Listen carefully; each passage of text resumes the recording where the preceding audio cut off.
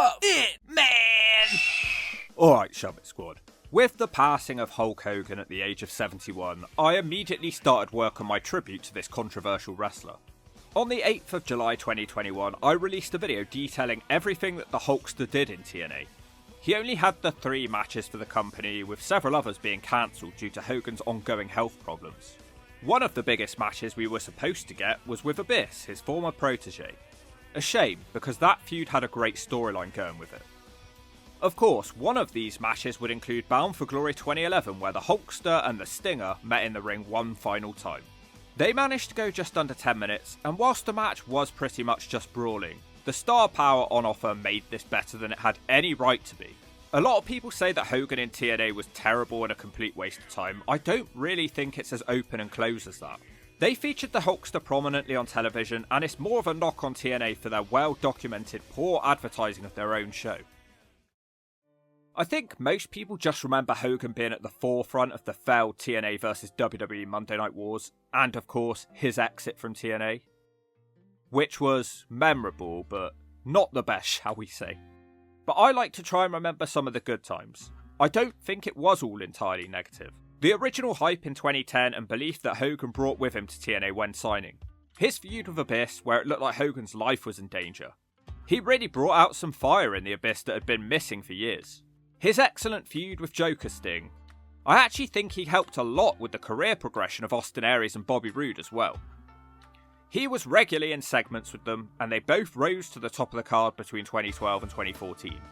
The fans at live shows were in awe of this man. But anyway, what did you think of Hogan in TNA? How could it have been better, or should they not have bothered with him in the first place? Anyway, back in 2011, Hogan hadn't wrestled anything close to resembling a full-time wrestling schedule since 2003. Yet fans still wanted to see him. In my original video, I called his match with Sting his last televised match, which, indeed, it was. But it was not his final wrestling match. 3 months after Hogan battled Sting, TNA were doing a tour of the UK. And this is kind of random, but Hogan somehow wrestled 2 matches at TNA house shows. At the time I made the video, no proper match footage existed. But as it turns out, inexplicably TNA were actually running cameras. So today, the Hawk is going to watch a Hogan TNA match that I have never seen before. I'm not sure why TNA hasn't aired this or done anything with this footage. You can call the thumbnail clickbait, but whatever, everyone else does it far worse. I'm actually bringing you something that most people haven't seen before.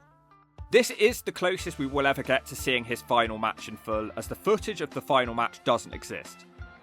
There are rumours of a very expensive DVD, but from my research it appears to be this match I'm about to show you, so don't bother. This match is in Nottingham in front of 4,300 people, and his final match was a day after this in Manchester. But the participants in the 2 matches are exactly the same.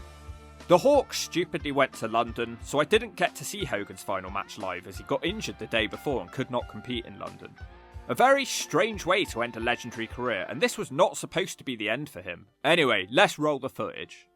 It's a 6-man tag. Bully Ray, Kurt Angle and Bobby Roode are stood looking bemused on the outside as the Stinger explains that we are in Nottingham Forest and makes Robin Hood jokes. He says that they have a secret third partner and out walks Hogan. Now, unfortunately, TNA have edited over the crowd reaction with Hogan's old TNA Immortal music, and it's really awkward and strange.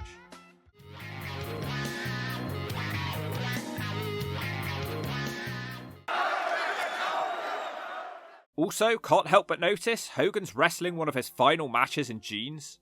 The crowd are absolutely buzzing to see him. He gets chants of welcome back, and everybody else in the match suddenly just seems irrelevant. Hogan tries to reassure everybody that he's good to go, and he's actually going to start this match with Bully Ray. They slowly circle each other. Of course, Bully Ray is a dick and tags Bobby Roode. Hogan locks up with him and shoves him to the mat. A chiseled man half his age with no injuries was too weak to take out the Hulkster. By the way, Roode is the champion at this point, Jesus Christ.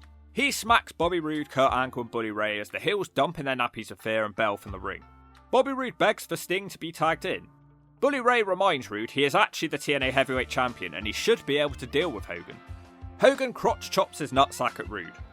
Hogan then twists Roode's arm and wipes his filthy, sweaty bandana on Roode's face. Roode is close to tears as Hogan tags the Stinger. Sting no-sells all of Roode's offense and screams at him. He hits Roode with a back body drop but misses the Stinger splash. It doesn't matter and he clotheslines Roode. He tries the Scorpion Deathlock, which Ankle breaks up. Sting starts hitting Stinger splashes to everybody. Back to the Scorpion Deathlock we go again. Hogan is incensed with the cheating going on. Bully Ray bear hugs Sting into the corner and here comes Kurt. The heels gang up in the corner on Sting for a bit. The camera is mostly focused on Hogan and his antics. It's like they somehow knew this could be valuable footage someday. Sting finally barges Rude down but does the collapse into his nutsack spot. Bobby Roode humps the mat as the crowd hope the Hulkster is tagged back in. Instead they get James Storm to a lukewarm reception. The pace quickens as the youngest man in the match battles Angle. Kurt sends him to the apron where Storm hits a kick and moments later a backstabber in the middle of the ring. Just the two. James Storm hits a jawbreaker before Roode trips him up from the outside. They all beat him up in the darkness, but I guess Hogan and Sting were too tired to move and help their partner. The Bully is in there now. The crowd chant Pussy Ray and you fat bastard. Ray does a bear hug for a bit which Storm escapes, but he runs into a big Bully boot. Now Roode is in. Bully loudly screams Hogan sucks. Roode does nothing though and tags Kurt Angle. The match footage cuts to a double down, not sure what happened. James Storm keeps missing Hogan's hand, but eventually he does make the tag. Hogan rips open his shirt and reveals his physique. He points with you, and he smacks all the heels around and hits a medium boot to the stomach of Roode. I guess Hogan couldn't get his foot up as high as Roode's face. Not really a good look. Hogan can't do the leg drop either as he asks James Storm to do it for him, and that is how the match goes down. The Immortal One celebrates in front of the crowd and they all seemed happy enough. I don't think this was too of an embarrassing way to go out. I don't know how planned this match even was, but wrestling in jeans isn't a good look. Some random snippets of footage do exist from the next day in Manchester because phone cameras actually existed back in 2012. They had the same match, except it was perhaps a bit more fun. Hogan stole an old lady's walking stick to beat on Bully Ray with. Noticeably, Hogan's attire looks more professional as well, although it still kind of resembles pyjamas. Some people have pointed out that Hogan somehow looks older in this footage than he did this year. You know, Hogan gets a lot of hate, but it was cool to see him wrestle on UK house shows for fans starved of Hulkamania for 20 years. He rarely even wrestled on house shows in the States. As I said before, I'm not sure the Nottingham match was even planned beforehand. It's a shame we never got a proper send-off with a final match for Hogan, which was supposed to be, but Hogan's body just could not take it anymore. When you have to have somebody do your finisher for you, it is probably time to hang up your boots. Anyway, rest in peace Hulkster. It was cool to see one more match in TNA that I had never seen before. Keep an eye out for the Ring of the Hawk for Hogan's late WWE run. It's going to be a far longer video than this one. I just stumbled upon this footage whilst making it and I thought it was worth sharing with you all. What was your favourite Hulk Hogan memory? Was his time in TNA a waste of time, and will we ever see a star in wrestling as big as the Hulkster? Rest in peace, Immortal One.